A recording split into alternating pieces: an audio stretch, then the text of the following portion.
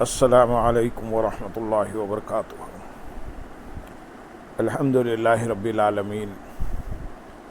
والصلاة والسلام علی سید المرسلین، اما بعد فاعوذ باللہ من الشیطان الرجیم، بسم اللہ الرحمن الرحیم۔ برادران عزیز و معزز خواتین، آج کی اس نشست میں سورۃ الحجر کی آیت نمبر 90 سے آیت نمبر 94 تک تمام آیات کا ترجمہ و تفسیر پیش کرنے کی سعادت حاصل کی جائے گی۔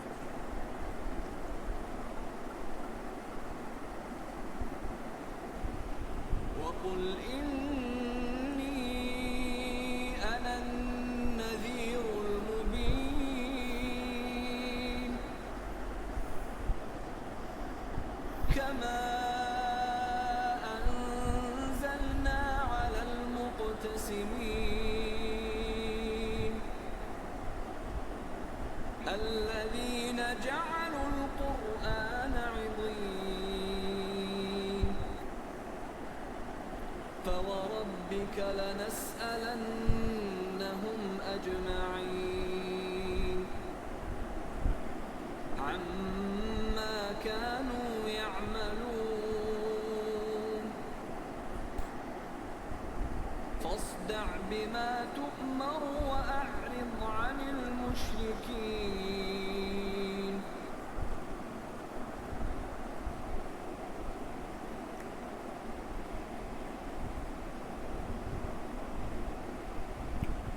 اور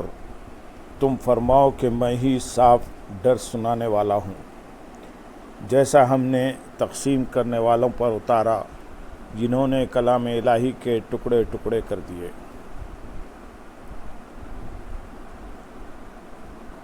وقل، اور تم فرماؤ، یعنی اے حبیب صلی اللہ علیہ وسلم آپ مشرکین سے فرما دیں کہ میں ہی عذاب کا صاف ڈر سنانے والا ہوں کہ سرکشی میں تمہاری زیادتی کی وجہ سے کہیں تم پر بھی ویسا ہی عذاب نازل نہ ہو جائے جیسا اللہ تعالیٰ نے تقسیم کرنے والوں پر نازل کیا۔ تقسیم کرنے والوں سے کون لوگ مراد ہیں؟ اس بارے میں مفسرین کے متعدد اقوال ہیں۔ نمبر 1، حضرت عبداللہ بن عباس رضی اللہ تعالیٰ عنہ فرماتے ہیں کہ تقسیم کرنے والوں سے یہودی اور عیسائی مراد ہیں، کیونکہ انہوں نے قرآن پاک کو 2 حصوں میں تقسیم کر دیا، یعنی قرآن کریم کا جو حصہ ان کی کتابوں کے موافق تھا وہ اس پر ایمان لائے اور باقی کے منکر ہو گئے۔ نمبر 2، حضرت قتادہ رضی اللہ تعالیٰ عنہ اور ابن صائب کا قول ہے کہ بانٹنے والوں سے کفار قریش مراد ہیں۔ ان میں سے بعض کفار قرآن کو جادو، بعض کہانت اور بعض افسانہ کہتے تھے۔ اس طرح انہوں نے قرآن کریم کے بارے میں اپنے اقوال تقسیم کر رکھے تھے۔ نمبر 3، ایک قول یہ ہے کہ بانٹنے والوں سے وہ 12 اشخاص مراد ہیں جنہیں کفار نے مکہ مکرمہ کے راستوں پر مقرر کیا تھا۔ حج کے زمانے میں ہر راستے پر ان میں سے ایک شخص بیٹھ جاتا تھا اور وہ آنے والوں کو بہکانے اور نبی کریم صلی اللہ علیہ وسلم سے منحرف کرنے کے لیے ایک بات مقرر کر لیتا تھا کہ کوئی آنے والوں سے یہ کہتا تھا ان کی باتوں میں نہ آنا کہ وہ جادوگر ہیں، کوئی کہتا وہ کذاب ہیں، کوئی کہتا وہ مجنون ہیں، کوئی کہتا وہ کاہن ہیں، کوئی کہتا وہ شاعر ہیں۔ یہ سن کر لوگ جب خانہ کعبہ کے دروازے پر آتے تو وہاں ولید بن مغیرہ بیٹھا رہتا، اس سے رسول کریم صلی اللہ علیہ وسلم کا حال دریافت کرتے اور کہتے کہ ہم نے مکہ مکرمہ آتے ہوئے شہر کے کنارے ان کی نسبت ایسا سنا۔ وہ کہہ دیتا کہ ٹھیک سنا۔ اس طرح مخلوق کو بہکاتے اور گمراہ کرتے۔ ان لوگوں کو اللہ تعالیٰ نے ہلاک کیا۔ علامہ احمد ساوی رحمۃ اللہ علیہ نے اس مقام پر ایک اعتراض قائم کر کے اس کا جواب دیا ہے۔ وہ اعتراض یہ ہے کہ جس عذاب سے ڈرایا گیا ہے اسے کسی ایسی چیز کے ساتھ تشبیہ دینی چاہیے کہ جو واقع ہو چکی ہوتا کہ اس کے ذریعے نصیحت حاصل ہو۔ حالانکہ جب یہ آیت نازل ہوئی اس وقت تک تو تقسیم کرنے والوں پر عذاب نازل نہیں ہوا تھا؟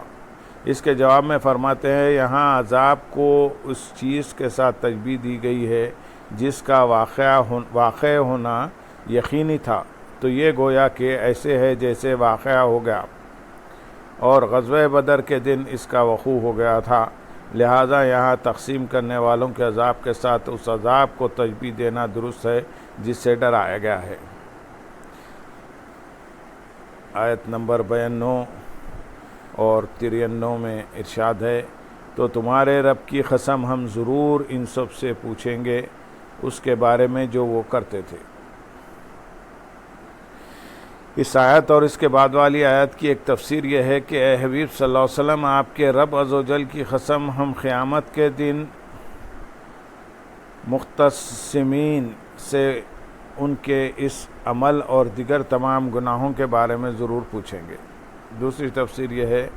کہ اے حبیب صلی اللہ علیہ وسلم، آپ کے رب عز و جل کی قسم ہم قیامت کے دن تمام مکلفین سے ان کے ایمان، کفر اور دیگر تمام اعمال کے بارے میں پوچھیں گے۔ آیت نمبر 94 میں ارشاد ہے، پس وہ بات علانیہ کہہ دو جس کا آپ کو حکم دیا جا رہا ہے اور مشرکوں سے منہ پھیر لو۔ اس آیت میں سرکار دو عالم صلی اللہ علیہ وسلم کو رسالت کی تبلیغ اور اسلام کی دعوت کے اظہار کا حکم دیا گیا۔ عبداللہ بن عبیدہ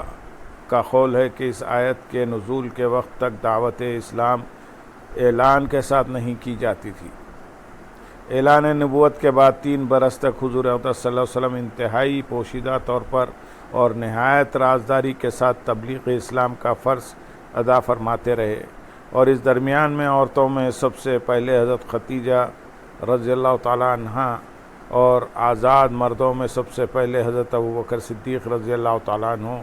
اور لڑکوں میں سب سے پہلے حضرت علی المرتضیٰ کرم اللہ تعالیٰ وجہہ الکریم، اور غلاموں میں سب سے پہلے حضرت زید بن حارث رضی اللہ تعالیٰ عنہ ایمان لائے۔ 3 برس کی اس خفیہ دعوت اسلام میں مردوں اور عورتوں کی ایک تعداد اسلام قبول کر کے سید المرسلین صلی اللہ علیہ وسلم کے دامن اقدس سے وابستہ ہو گئی۔ اس کے بعد اللہ تعالیٰ نے اپنے حبیب صلی اللہ علیہ وسلم پر سورہ شعراء کی آیت نازل فرمائی اور حکم دیا کہ اے حبیب صلی اللہ علیہ وسلم، آپ اپنے قریبی خاندان والوں کو اللہ تعالیٰ سے ڈرائیے۔ چنانچہ حضور پر نور صلی اللہ علیہ وسلم نے ایک دن کوہ صفا کی چوٹی پر چڑھ کر قبیلہ قریش کو پکارا۔ جب سب قریش جمع ہو گئے تو آپ صلی اللہ علیہ وسلم نے فرمایا کہ اے میری قوم، اگر میں تم لوگوں سے یہ کہہ دوں کہ اس پہاڑ کے پیچھے ایک لشکر چھپا ہوا ہے جو تم پر حملہ کرنے والا ہے، تو کیا تم لوگ میری بات کا یقین کر لو گے؟ سب نے ایک زبان ہو کر کہا کہ ہاں ہاں، ہم یقیناً آپ صلی اللہ علیہ وسلم کی بات کا یقین کر لیں گے، کیونکہ ہم نے آپ صلی اللہ علیہ وسلم کو ہمیشہ سچا اور امین ہی پایا ہے۔ سرکار دو عالم صلی اللہ علیہ وسلم نے فرمایا، تو پھر میں یہ کہتا ہوں کہ میں تم لوگوں کو عذاب الہی سے ڈرا رہا ہوں، اور اگر تم لوگ ایمان نہ لاؤ گے تو تم پر اللہ تعالیٰ کا عذاب اتر پڑے گا۔ یہ سن کر تمام قریش، جن میں آپ صلی اللہ علیہ وسلم کا چچا ابو لہب بھی تھا، سخت ناراض ہوا اور سب کے سب چلے گئے، اور حضور اقدس صلی اللہ علیہ وسلم کی شان میں اول فول بکنے لگے۔ اب وہ وقت آ گیا کہ اعلان نبوت کے 4 سال سورہ ہجر کی آیت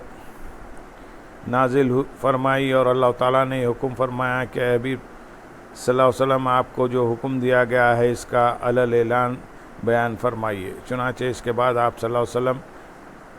علانیہ طور پر دین اسلام کی تبلیغ فرمانے لگے اور شرک و بت پرستی کی کھلم کھلا برائی بیان فرمانے لگے، اور تمام قریش بلکہ اہل مکہ پورا عرب آپ صلی اللہ علیہ وسلم کی مخالفت پر